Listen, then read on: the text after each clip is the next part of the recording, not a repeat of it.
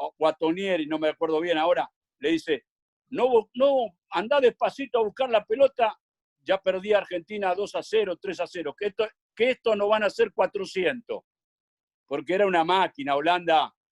Y bueno, después ellos empezaron a entretener la pelota. ¿A dónde quiero llegar con esto? Ahí comenzó otra confusión más en el fútbol argentino, porque seguían, regreso a la Argentina, no me quiero adjudicar nada. Y yo iba a ver los entrenamientos, empiezo a dirigir Estudiantes de Buenos Aires, traté humildemente de incorporarle estas cosas a los jugadores. Bueno, no me fue tan mal, siempre recibiendo que los jugadores son los que definen los temas. Uno puede tirar ideas. Y después fui a Chacarita, que ahí está Beto Pascuti seguramente escuchando, que debutó a los 17 años en la primera de Chacarita en primera división, con toda gente joven, le jugábamos a River, a Boca, a Independiente, y bueno, más allá de los resultados que fueron muy buenos, el juego, nos preocupábamos por nosotros, los presionábamos, lo buscábamos a partir del orden, siempre a partir del orden.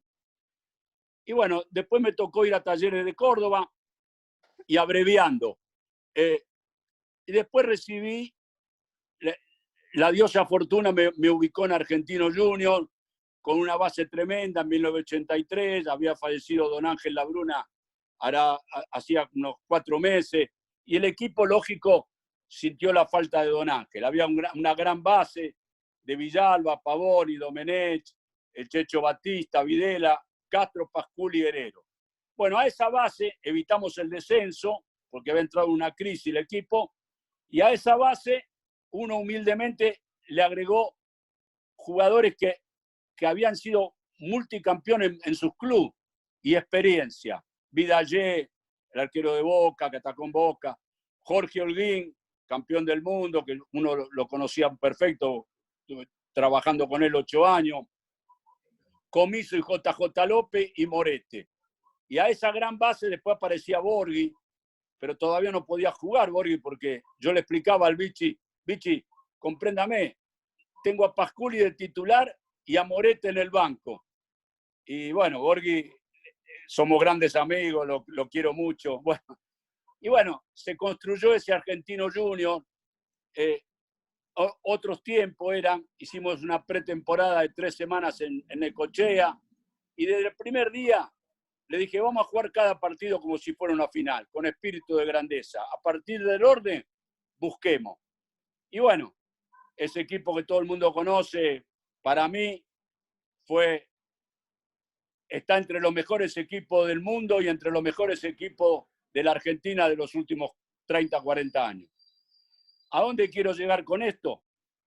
Para no hacerla larga, que viene de nuevo en el fútbol argentino una etapa de confusión, cuando se pasó la etapa del Flaco Menotti, del Narigón Bilardo, y Bilardo, cuando va, lo que yo vi en el Campeonato del Mundo, lo vi personalmente en la Azteca y todos los partidos de Argentina en México, y el Narigón Bilardo fue muy inteligente, fue con una idea al Campeonato del Mundo, y esto no es chicana, y en el medio cambió, porque él veía que los equipos rivales no tenían mucho poder ofensivo. Entonces salió Clausen, grandísimo jugador, el Mago Garré, y armó con Pumpido el Tata Brón, que en paz descanse, extraordinario jugador y extraordinaria persona. Cuchufo, ya no persiguiendo tanto, sino más sobre la derecha, el Cabezón Ruggeri, y incorporó a Enrique. Y claro, y al lado de Enrique, Justi. Justi era muy inteligente tácticamente, buen jugador técnicamente, y el negro Enrique le dio mucha movilidad al medio campo. El Checho Batista parado, y después se incorporaba a lo Orticochea por la izquierda. Cuando se perdía la pelota argentina, regresaba a ubicarse como lateral. Y claro, adelante de ellos, Burruchaga, Valdano y Maradona, imagínense. ¿Qué quiero decir con esto? Que no fue un fútbol distinto en aquellos años a lo que quisieron separar a Menotti y Bilardo, fútbol Menotti, fútbol Bilardo. Yo nunca entendí eso. Nosotros entendimos que a partir de la organización se podían hacer muchas cosas. Bueno, Argentina fue un brillante campeón también, como en el 78. ¿A dónde quiero llegar? Que yo veía, por ejemplo, el Ferro de Grigol, y el Ferro de Grigol tenía una extraordinaria técnica porque estaba Cooper, porque estaba la Chancha Regui, porque estaba Zacardi, Agonín, el uruguayo Jiménez, Márcico, Croco. Ese equipo estaba basado en la técnica, en la movilidad, en la personalidad, y no que querían enrolar a Carlos Grigol en otro fútbol. Entonces, ¿a dónde quiero llegar con esto? Si uno recuerda al Estudiante de campeón con Bilardo, en La Plata, cada vez que voy a La Plata, esto es lo que habla, lo que uno escucha de los platenses, hablan de Ponce, de Troviani, de Sabela. Obviamente estaba Camino, estaban Trama, estaban todos los jugadores, Gotardi. Bueno, perfecto. Pero vuelvo a repetir, aparecían estos jugadores con su gran técnica y comandaban el juego, con el acompañamiento respetuosamente de los otros jugadores. O sea que el fútbol fue evolucionando para la técnica, para la movilidad. Cuando yo hice la reunión en mi casa, cuando yo vivía en Palermo, que la gente del fútbol conoce, yo soy como un hermano con Bilardo. En el fútbol a veces por ahí nos distanciábamos, uno le decía que lo mejor que recupere la salud, Carlos. Y en mi casa, en Palermo, como yo era íntimo amigo con el Narigón Bilardo, que yo dormía en la casa de él dormía en mi casa, jugábamos juntos en Deportivo Español, y el Flaco Menotti. Entonces yo le propuse a los dos hacer una reunión en casa, una cena, con las esposas. Y aceptaron. Entonces vinieron a casa tipo 9 de la noche, el Flaco con Graciela, su mujer, el Narigón Bilardo con su mujer, con Gloria, que la conocimos juntos, y Liliana y yo. Y bueno, comimos pasta, hablaban las mujeres, manejaban las mujeres, no nos ofendamos los hombres, siempre las mujeres manejan. Y bueno, hablaron las mujeres, ahí fue una cena muy linda. Y después pasamos al living, y estos dos locos futbolísticos, nosotros todavía no habíamos sido campeón del mundo, porque esto fue en 1976, 1977. Y el Narigón Bilardo dirigía a Estudiantes. Entonces yo era el moderador, y de pronto le metía, ¿por qué haces 4 marcas personales? Se van a chocar entre ellos. Y bueno, medio en broma. Bueno, fue un debate futbolístico con mucha altura, mucho respeto. Después se fueron separando, digamos, futbolísticamente, porque entraron en el juego. Yo nunca entré en ese juego porque creo que las cosas que no ayudan a desarrollar las personas, mejor no entrar. Y yo me di cuenta que ese debate no los ayudaba. Bueno, ¿a dónde llego? Llegamos al fútbol actual, que es lo que después espero las preguntas. Y de pronto aparece Barcelona de Guardiola. Antes el Milan de Arrigo Sacchi. Y el Barcelona de Guardiola, en la Masía, que se filosóficamente, la recepción, la perfección en el pase, todo eso. Pero yo fui hace 2 años festejando los 50 años de casado y llevé a mis nietos a ver los entrenamientos y a ver a Laia. Y mi nieto mayor me dice, Roberto, de acá son los fenomenales jugadores. Y yo le dije, se llama Santiago, mi nieto mayor, tiene 18 años ahora. Le digo, no te engañes, Santiago. Le digo, para que vuelvan a salir, con todo el respeto de la Masía, vuelvan a salir 5 jugadores como los que te voy a nombrar al mismo tiempo, que son las famosas camadas del fútbol, pueden pasar 100 años, para que aparezca un Piqué, un Busquets, un Xavi, un Iniesta y Messi. Porque Messi genéticamente es argentino, pero futbolísticamente se armó en Europa. A eso se le agregó, como tiene que ser en la vida, una cabeza muy grande afuera, que es la cabeza de Guardiola. Entonces Guardiola, con los Dani Alves, con los jugadores extranjeros, más estos 5 jugadores que nombré, se le agregó Puyol, formó un equipo maravilloso. Ahora, Guardiola es un técnico muy exigente, muy exigente.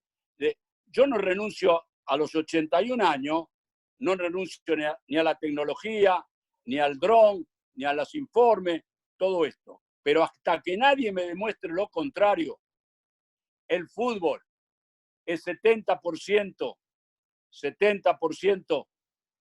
en la semana de los movimientos que hago con la pelota. Después viene la preparación física, con todo respeto lo digo de los preparadores físicos, la suerte, la tecnología, la psicología, la neurociencia.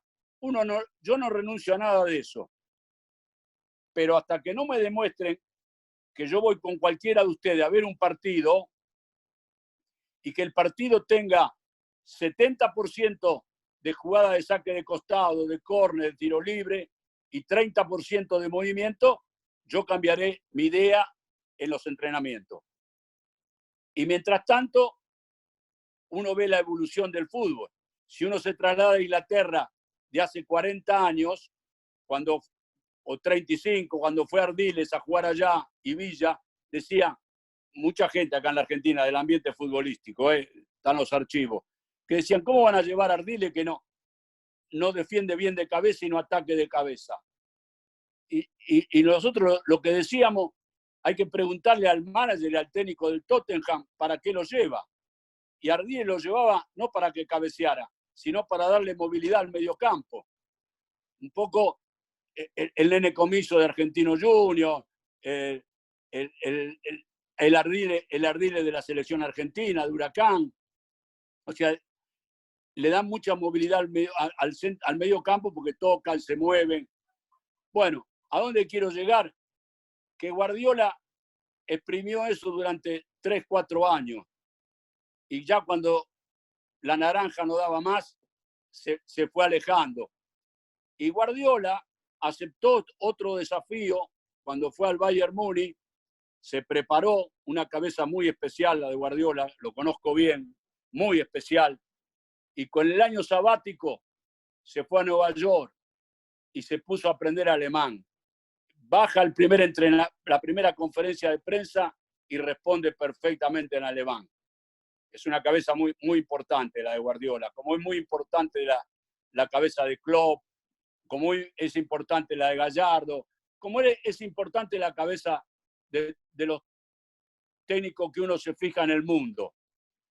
El técnico, para mí, tiene que tener muchas condiciones.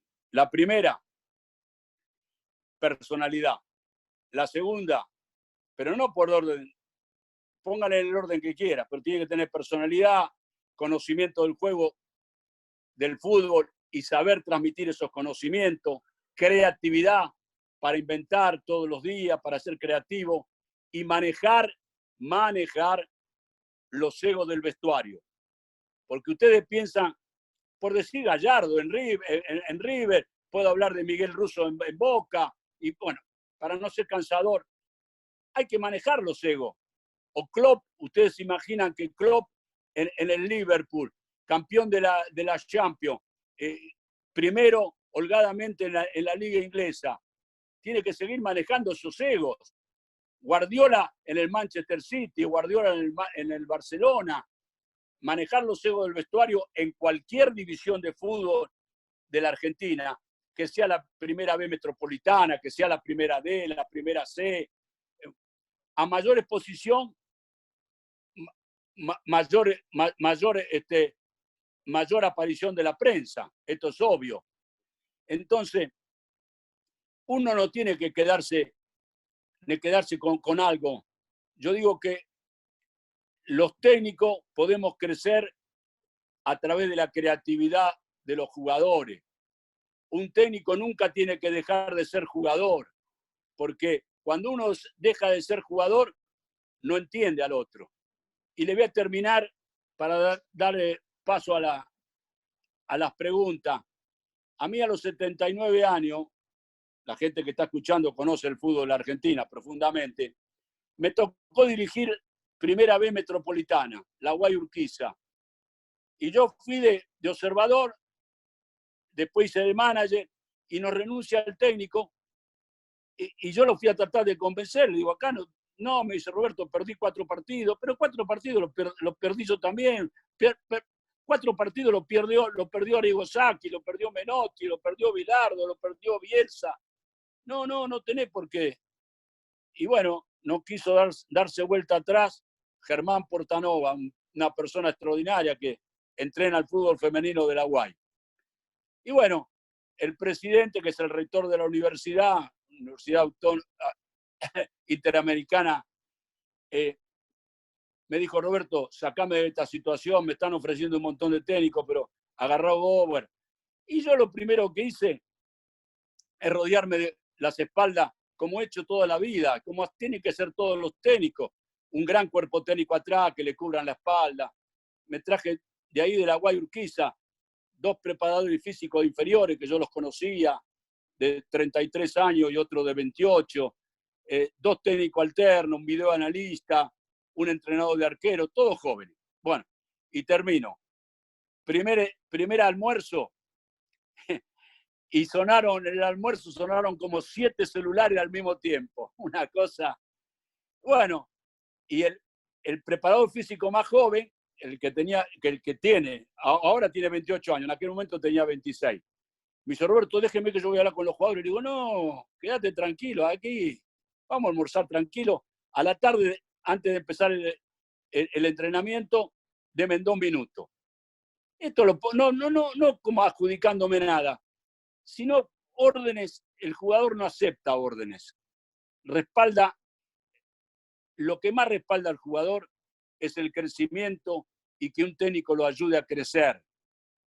Entonces, lo que le dije en esa introducción de 2 minutos a la tarde, le digo, muchachos, vieron que hoy al almuerzo sonaron tantos celulares, y nosotros, también el cuerpo técnico tiene que dar el ejemplo, lo pusimos en modo vibrar. Le digo, ¿por qué no ponen en modo vibrar? Y bueno, si hay un problema con la mamá, con la hija o con los hijos, bueno, le ponemos un remis y se va a solucionar el problema. Nunca más, tuve 1 año y medio de técnico en la Guay Urquiza, no di ninguna orden, dije una opinión, una reflexión, nunca más sonó un celular. Así que bueno, no quiero extenderme más, habría muchas cosas para conversar, pero estoy abierto a las preguntas.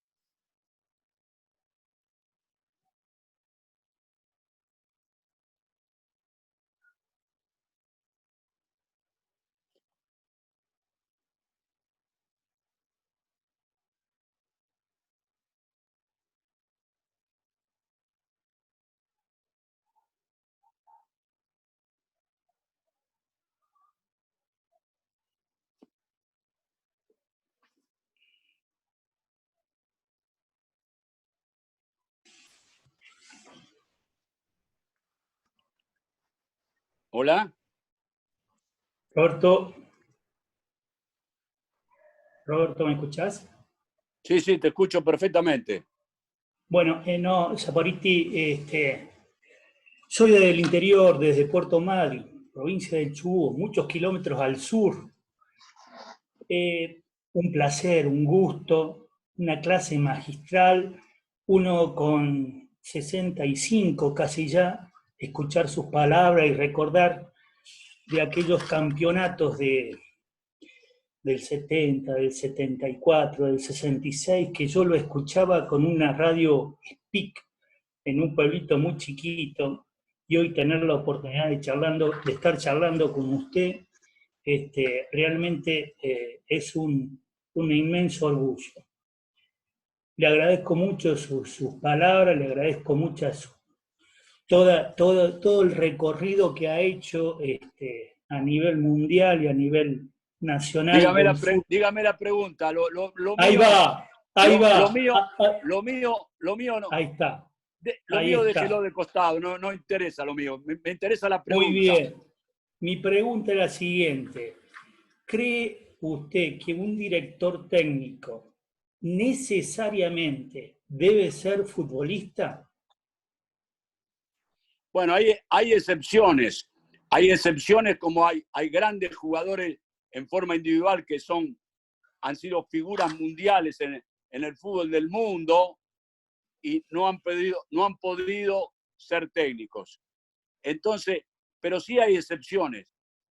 Yo puedo hablar de José Mourinho porque lo conozco perfectamente, conocí al padre, el padre ya fallecido, yo jugué en Portugal con el papá de José Mourinho, y, y fue la persona que me dio un mensaje que hasta el día de hoy me sirve. En una concentración primera yo hacía cuarto con él, habitación con José Mourinho padre, y yo leyendo un diario y él un libro. Segunda concentración, yo leyendo un diario y él un libro. Y entonces él de la otra cama me dice, Argentina, deja de leer el jornal y prende un libro. Me dijo, argentino, Roberto, dice, deja de leer el diario y agarra un libro. Me dio un ejemplo de vida, porque me di cuenta cuando llegué a Europa que era un analfabeto. Y bueno, desde ese día, humildemente, me gusta leer, trato de aprender. A los 81 años, todos los días, el mayor desafío que tengo es saber conducir mi casa con mi mujer, con mis hijas, mi nieto, y querer aprender todos los días. Pero déjeme que aproveche su intervención para no dejar de mencionar una cosa muy importante. El fútbol argentino, lo pensé siempre, pero hoy más que nunca a través de esta pandemia, depende 100% de que los técnicos de inferiores estén mejor pagos, desarrollar la materia prima, tiene que estar mancomunado con el técnico del primer equipo para que el técnico del primer equipo suba jugadores de las divisiones inferiores y los pueda desarrollar en el primer equipo. Entonces, cuando uno me invita al Bocha Batista, que lo tuve como jugador, debutó conmigo en Primera División de Argentino Junior, me invita a ir a Ezeiza, he ido muchas veces, me gusta aprender todavía, como dije antes, y yo veo que Argentina a nivel organizativo selección salió de una confusión que cambió en 6, 7 años, cambió 10 técnicos y no sabíamos para dónde íbamos. Entonces, cuando uno ve cómo trabaja Placente, cómo trabaja Aymar en la sub-15, en la sub-17, que lo tienen todos los días, que le hacen aprender un idioma, que le hacen leer libros, que le enseñan la tecnología, los buenos modales, a saber levantar una mesa. Y luego, obviamente, después está el fútbol, porque el misterio de un técnico es la parte invisible, que es la personalidad, lo que dije antes. Y de un jugador son las horas invisibles, porque las horas visibles, cualquier jugador llega a un campo de juego, por ejemplo, ahí en Santa Cruz, y está ¿cuánto? 4 o 5 horas. Eso lo ve todo el mundo, lo ve usted, lo veo yo, lo ve el periodista de Santa Cruz. Pero ¿qué hace el jugador con las otras 19 horas? ¿Se alimenta bien? ¿Tiene problemas en la casa? ¿Cómo crece? Entonces hay muchos jugadores que se anulan, porque el jugador que llega a primera división en la Liga de Santa Cruz, por decirle Santa Cruz, y trasládelo a los equipos de primera división, de primera B nacional, en la selección argentina, ¿qué hace con las 19 horas? Se aprende a desarrollarse. Entonces, esto es el mensaje que yo le quería decir. Y entonces, cuando uno ve cómo el Bocha Batista maneja la sub-19, que el otro día, la última vez que estuvimos, bueno, ahora hace tiempo por la pandemia, le dije, Bocha, yo no me tuteo, ¿no? Le digo, usted sabe que está muy difícil la situación suya, porque está manejando un plantel de 200 millones de dólares, porque ahí hay grandes jugadores que ya lo piden, Gaite, y bueno, Busto de Talleres, bueno, ¿para qué le voy a seguir nombrando? Entonces, a mí me da una inmensa satisfacción que el recorrido de Placente, de Aymar, del Bocha Batista, de Scaloni a mí me ha sorprendido. me ha sorprendido gratamente, le deseo lo mejor, porque uno ve que está haciendo un recambio generacional, que se da la vida y la selección va a crecer. Entonces, refiriéndome a las divisiones inferiores, la única forma, y por muchos años, lo pensaba antes de la pandemia y después de la pandemia, así termino su pregunta, se la mezclé un poco, pero me parece que puede ser importante para los que están escuchando, es en la fuerza en las divisiones inferiores, el crecimiento. Si uno ve el Argentino Junior de Dabove, uno ve, porque me han invitado a ver los entrenamientos de Dabove, yo veo cómo trabajan inferiores y hay un trabajo mancomunado. Y hoy el fútbol argentino, la única manera que puede salir adelante es en el desarrollo de la materia prima. Antes, por ahí no lo hacen por convicción, pero lo tienen que hacer por necesidad. Así que bueno, le respondí me extendí un poco, pero le respondí la pregunta, así que estoy abierto a otras preguntas. Gracias, es muy amable. Muchas gracias a usted. Dale, Néstor Herrero, ahí te abrí. Ahora sí, tenía muteado. ¿Qué tal, Roberto? Néstor Herrero, Bahía Blanca. Hemos trabajado en Olimpo juntos cuando vino con... ay, qué ojete. ¿Qué pasó? Se perdió. Yo creo que se quedó justo, me parece, sin batería porque se quiso matar. Ya seguramente va a entrar. Vamos con, acá te tengo a vos, Walter, creo, sí. Walter, dale. Hola, ¿qué tal? Muy buenas tardes. Bueno, Roberto, la verdad que muy linda la charla. Siempre lo hemos seguido, al que nos gusta el fútbol en estos últimos años, viendo su trabajo y bueno, y quiero agradecerle personalmente, creo en nombre de todos los muchachos, todo lo que nos dio a los técnicos, lo que nos gusta el fútbol, al fútbol argentino. Mis preguntas son dos cortitas. La primera, veo que usted conoce bastante lo que fue el Ajax y lo que fue Holanda en los años 70 y a finales del 70, perdiendo las dos finales del mundo. ¿Usted por qué cree que ese equipo no pudo tener el título tan deseado de salir campeón y que inclusive después transcurrió varios años y tampoco llegó a la final del 2010 y bueno, en la semifinal del 2014 y tampoco pudo consagrar un título muy importante a nivel internacional?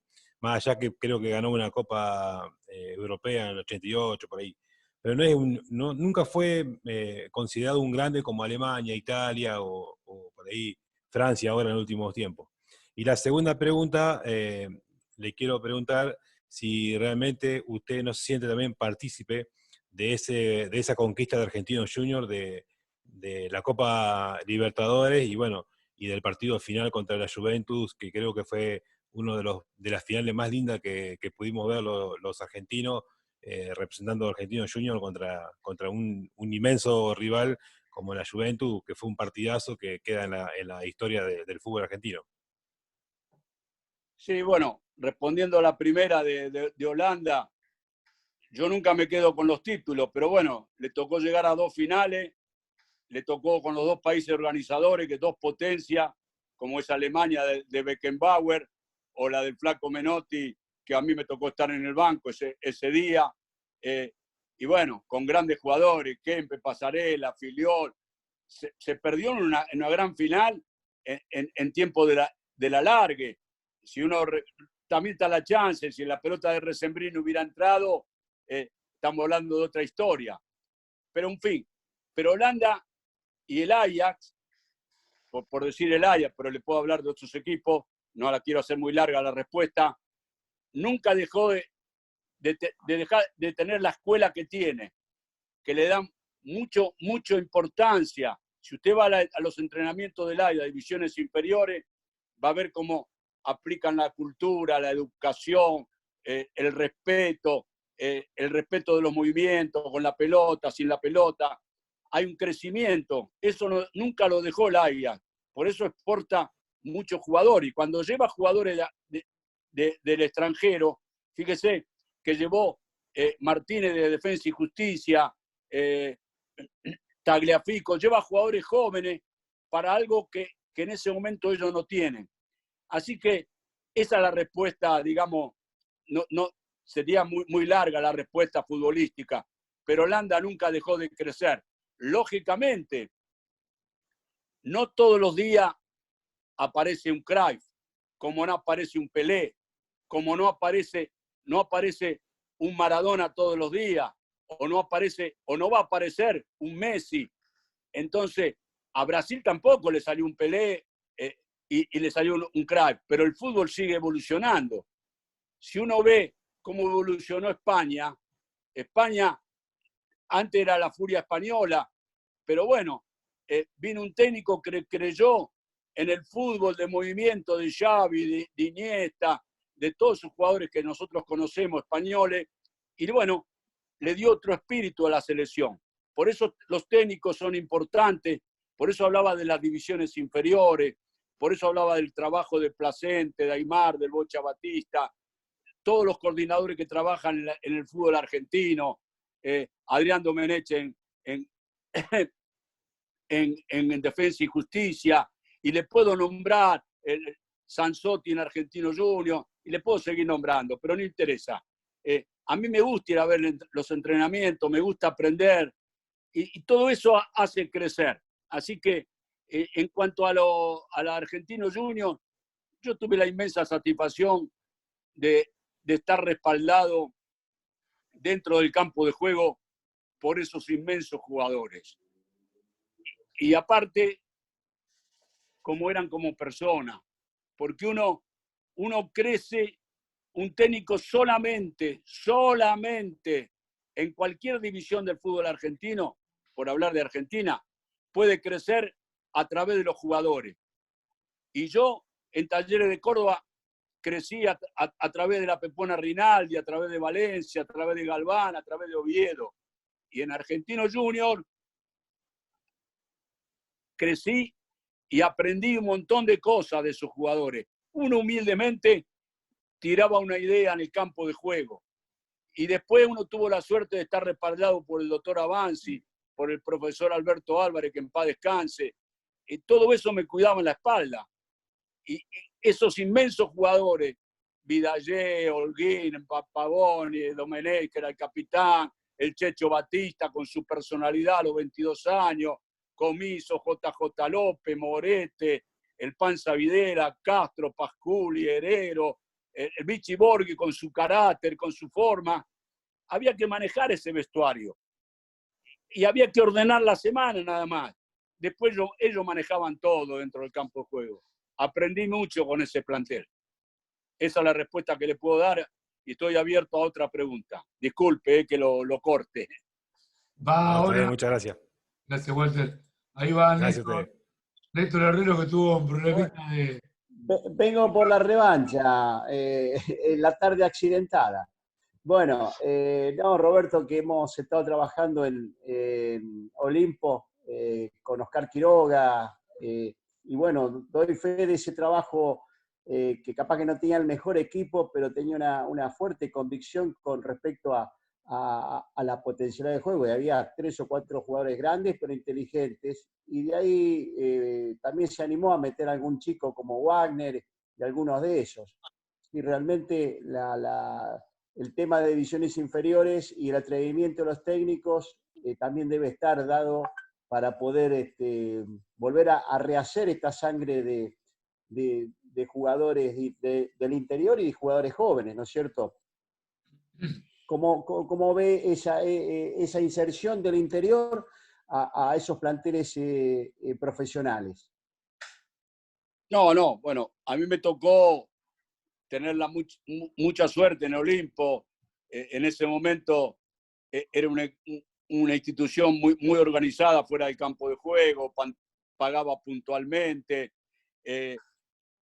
había un desarrollo, un crecimiento y tener grandes jugadores. Entonces, cuando uno le dio la oportunidad a algún otro jugador joven también de las inferiores que después triunfaron, estaban acompañados por los jugadores de experiencia. Imagínense la respuesta que le puedo dar no de Saporiti, de esos jugadores.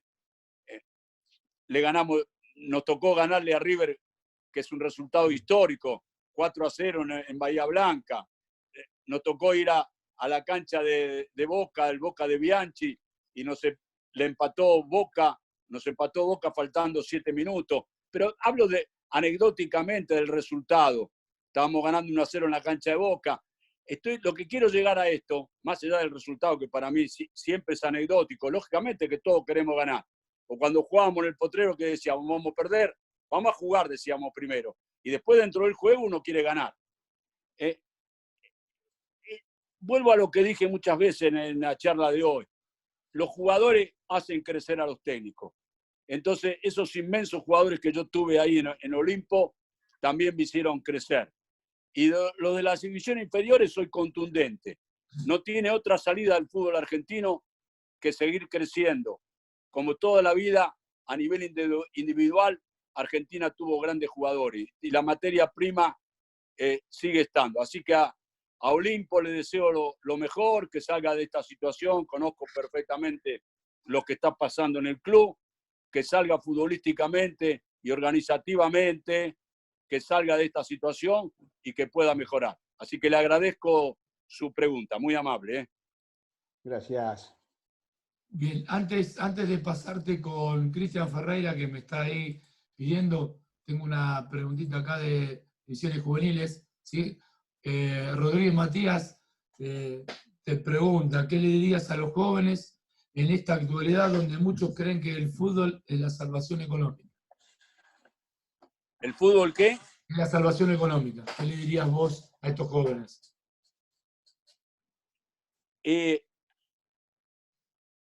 Mirá, Roberto, es una pregunta que tiene mucho fondo en la educación y la cultura, porque a veces los padres nos volvemos o se vuelven locos por querer ver a través futbolísticamente de su hijo puedan salvarse, y eso le crea mucha presión al jugador de fútbol joven. Entonces, lo primero, protegerse en su casa, que le den libertad y que no lo presionen al jugador joven que va a jugar, porque esto lo observé últimamente los 3 años que estuve en la Guayurquiza, cuando estuve de manager, y el último año yo iba a ver todas las inferiores, nunca me metí en el vestuario, por ahí en la semana sí daba alguna charla, y la Guayurquiza tiene una cosa muy buena, claro, es una institución muy organizada. Los padres, para poder acercarse a ver un partido de inferiores, tienen que tener mucha discreción, porque si no, lo retiran del estadio. No puede gritar, no puede acercarse al alambrado y gritar, nada. Entonces, es un problema de educación y cultura. Y yo comprendo a los padres de eso. Por eso hablaba antes de las 19 horas invisibles, porque el jugador joven por ahí tiene problemas en la casa, de dónde vienen, los orígenes. Entonces, por eso destaqué el trabajo que se hace en la división inferior en Argentina es excelente, porque hacen crecer, han crecido mucho. Por eso destaqué el trabajo de Placente, Aymar, del Bocha Batista o de Scaloni, pero en cuanto a las inferiores, destaqué cómo hacen crecer la sub-15, la sub-17. Y bueno, la pregunta es corta pero muy profunda. Depende de la educación y la cultura. Entonces, los pueblos, de la única forma que pueden ser libres es a través de más educación y más cultura. Si no, somos prisioneros clientelistas del poder de turno. Muy bien. Vamos con Cristian. Acá te abro el micrófono. Cristian Ferreira, a ver si te puedo abrir.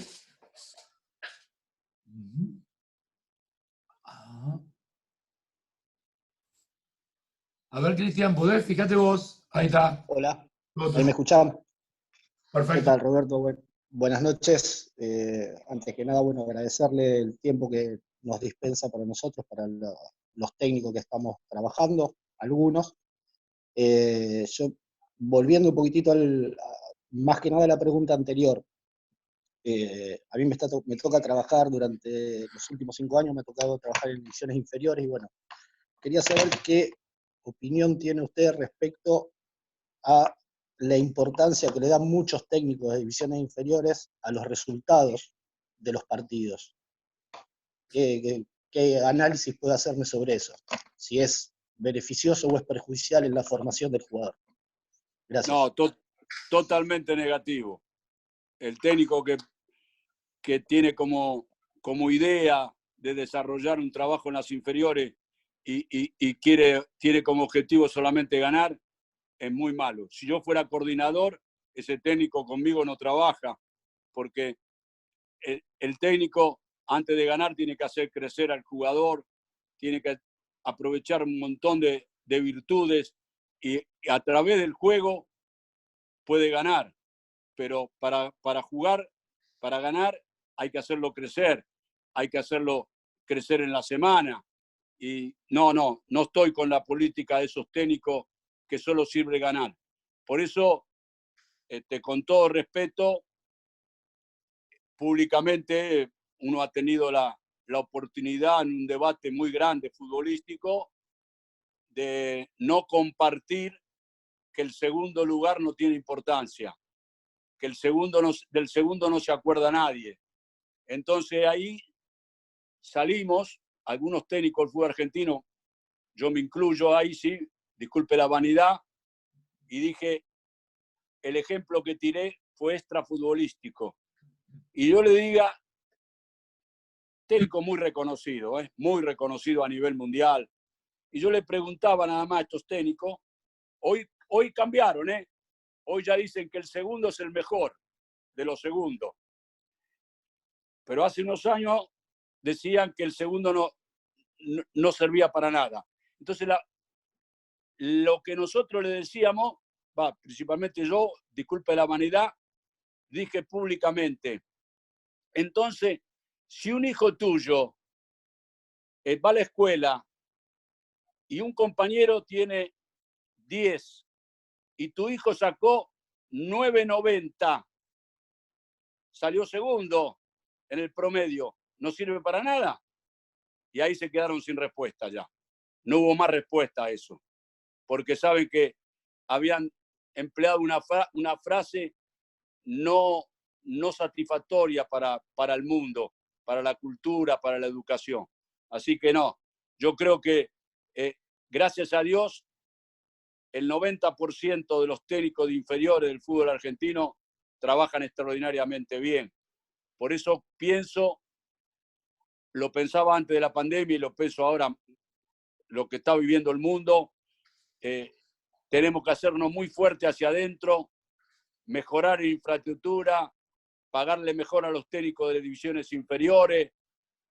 Y sí, el mensaje que le puedo dar a usted o a los técnicos de inferiores y también de los mayores, pensando en el futuro, aprendan el inglés, porque con el inglés y el castellano y la tecnología, ustedes piensen que Estados Unidos, nos guste o no nos guste, la primera potencia del mundo, la MLS como está creciendo, va a haber mucho lugar. Y de pronto no les toca ir como cabeza de grupo, pero al manejar un idioma, les toca ir, como en China, como India, que va a crecer, estoy hablando para dentro de 10 años. Entonces, por ahí de pronto le toca ir a Inglaterra, integrando como cabeza, como acompañamiento de una cabeza importante, pero para eso el jugador de fútbol, el técnico de inferiores, el técnico de la mayor, tiene que prepararse para nuevos desafíos, porque hay técnicos muy prestigiosos que de pronto les tocó ir a Europa y se encontraron con un mundo no solamente futbolístico, sino con un mundo altamente desarrollado, y uno tiene que saber manejarse en esa situación. Por eso antes comenté que soy un eterno agradecido a José Mourinho padre, porque a través de él me di cuenta que era un analfabeto cuando llegué a Europa.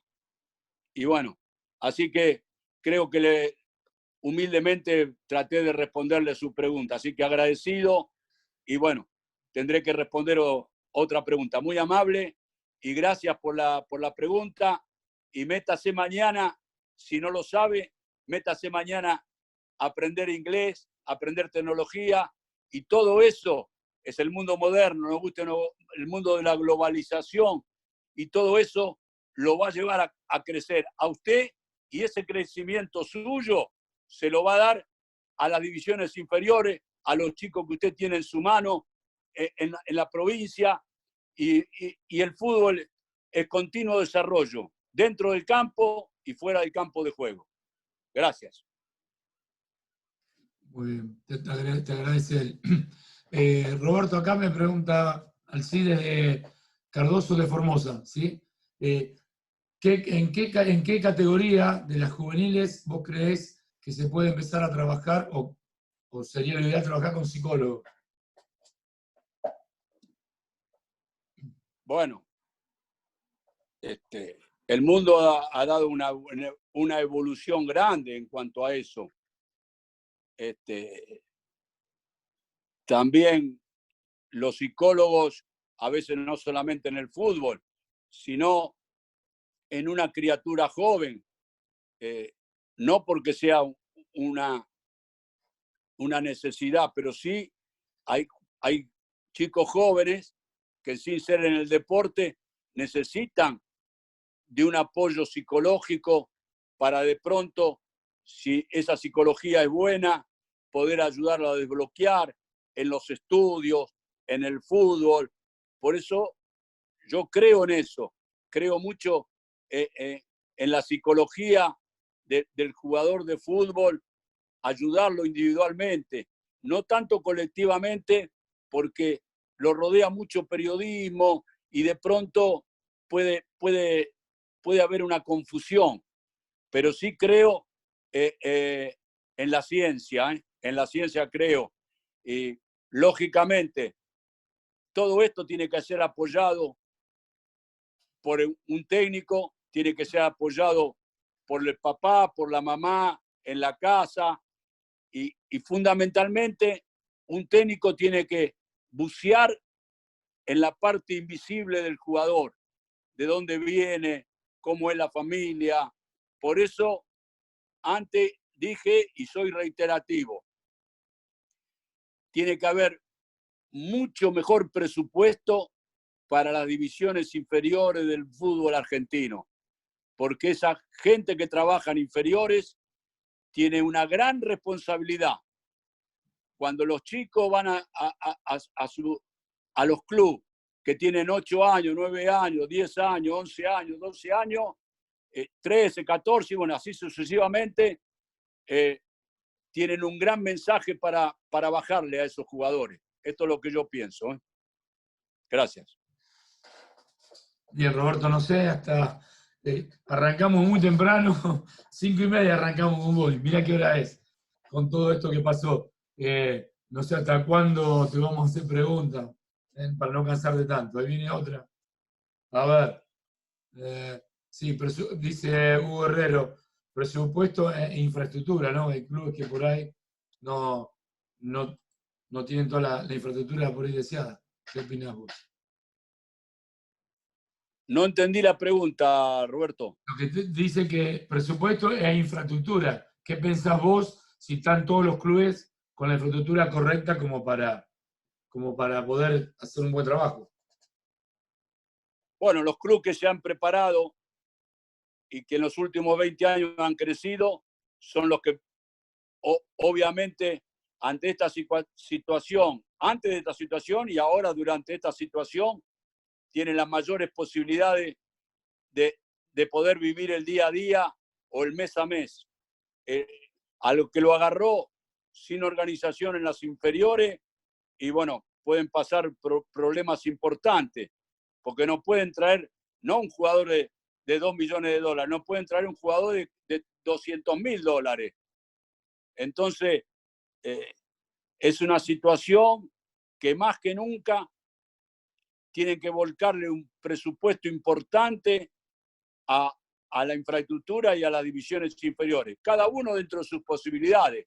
No todos pueden ser los grandes equipos, pero si uno mira cómo han surgido, porque en la Argentina, a pesar de todas las dificultades que tenemos, siempre salen jugadores, siempre sale la materia prima, para muchas partes del mundo. Si uno iba a Colombia, ayer me tocó dar una charla para Colombia, y a Colombia hace 30 años le hablaban del jugador europeo, y yo humildemente, están los mensajes en el archivo, decíamos, hay que respetar al jugador colombiano, su idiosincrasia, su velocidad, su agilidad, su técnica. Y bueno, hoy Colombia tiene 400 o más de 400 jugadores desparramados en todo el mundo. En cualquier continente hay un jugador colombiano. Y por eso Brasil y Argentina tienen 700 jugadores fuera de nuestra frontera. Entonces, la apuesta grande está en hacer crecer la materia prima nuestra. Muy bien. Me están preguntando, Pablo me pregunta, ¿sí? Si Fassi, el presidente de Talleres, que vos lo conocés bien, ¿crees que pueda cambiar el fútbol argentino? Él trabajó con él hace 10 años. ¿Qué opinás vos?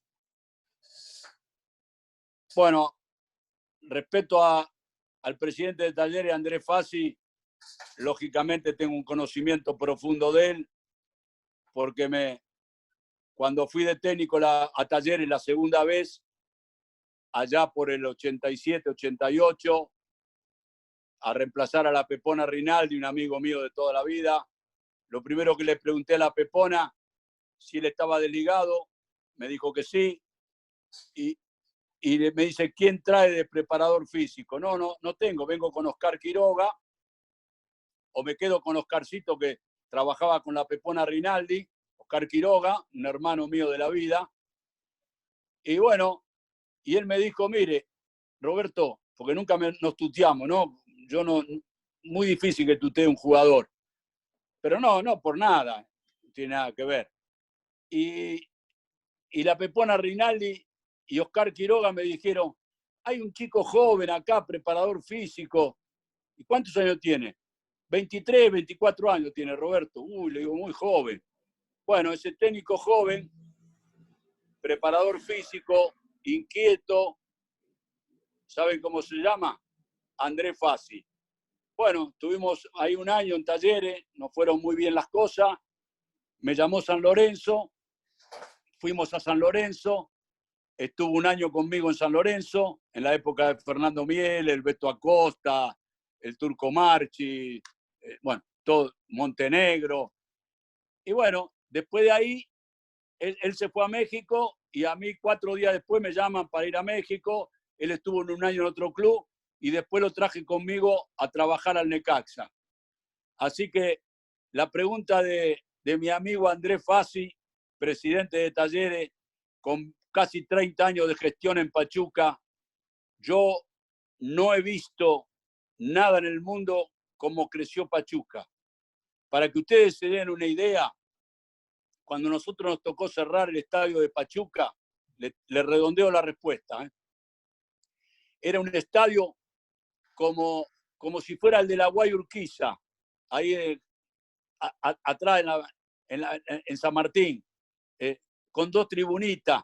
Hoy Pachuca, 30 años después, tiene un estadio para 50.000 personas, tiene la Universidad del Fútbol, tiene una infraestructura inimaginable. Entonces, la respuesta que me pide Andrés Fassi, del crecimiento, si puede cambiar el fútbol argentino, yo en una charla a él, hace unos cuantos meses en Puerto Madero, una cena con un amigo de él y Andrés y mi persona, le dije, Andrés, cuidado, no te tires solo, mirá que el Che Guevara murió solo y en Bolivia. Entonces, para hacer un cambio en el fútbol argentino, primero tiene que estar la educación y la cultura.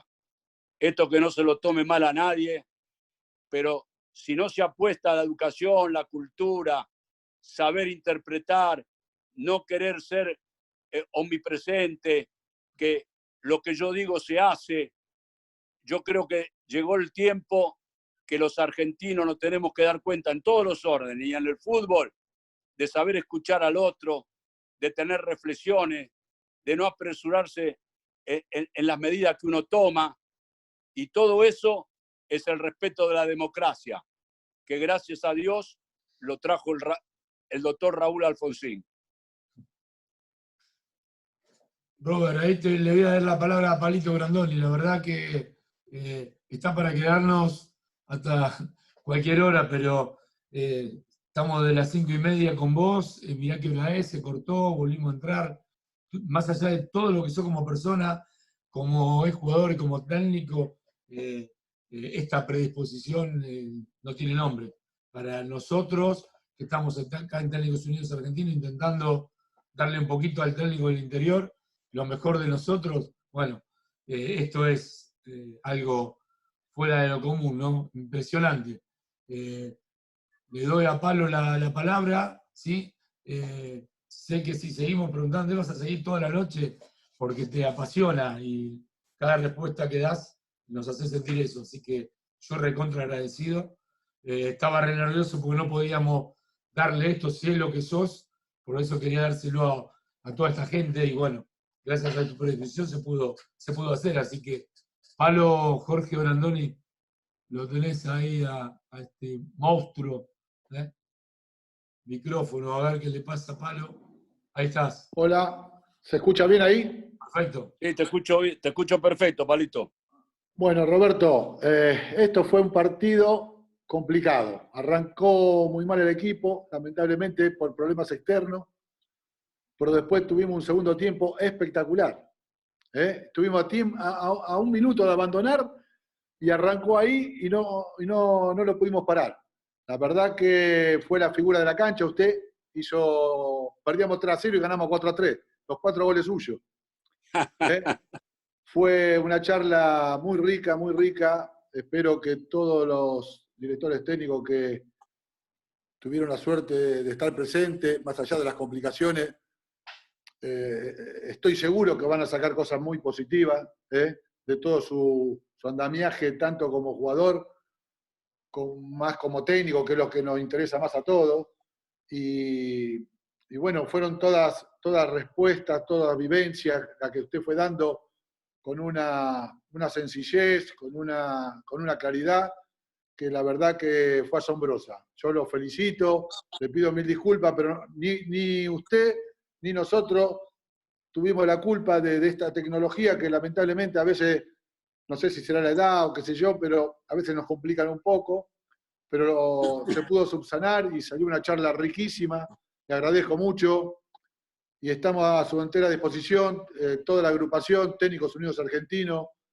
Estamos trabajando para que los técnicos tengan igualdad en todo sentido. Y me quedo con una frase que dijo usted con respecto a los técnicos de inferiores. Más allá de que yo creo que tiene que haber más formadores, gente más grande, porque hay muchos chicos que empiezan a trabajar en inferiores y lo único que piensan es llegar a primera. En cambio, tiene que haber técnicos formadores exclusivamente, no con esa necesidad de dirigir primera, y que estén mejor pagos. Son generalmente los últimos orejones del tarro cuando hay que repartir el dinero, y a veces los dirigentes tendrían que pensar en contratar un jugador menos en primera, y esa plata, porque a veces contratan 10, 12, 15 jugadores. Entonces, un jugador menos, 2 jugadores menos, y esa plata volcarla a las divisiones inferiores, que es donde está el futuro de todos los clubes. Y más ahora con esta pandemia, con cómo se fue el dólar, que esto que el otro, el que no trabajó bien inferiores la va a tener complicada. Por eso hay muchos equipos que hace años que vienen trabajando bien, y eso creo que van a sacar ventaja. Así que le agradezco mucho, lo felicito, y fue un orgullo para nosotros. Bueno, gracias, Palito, por la invitación. Los técnicos del fútbol argentino tenemos 2 desafíos grandes, a mi criterio. El primero, en seguir creciendo, porque a través del crecimiento de los técnicos del fútbol argentino en divisiones inferiores y en la primera división, eso va a favorecer en el campo de juego el fútbol argentino. Y la otra, el desafío más importante que tenemos en los próximos años, no 10 años.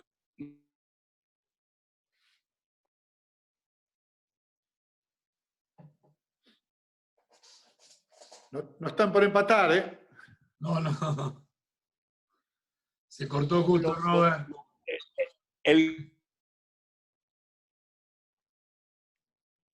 Se cortó tu mensaje final. En la mesa de diálogo del fútbol argentino. Ese es el gran desafío.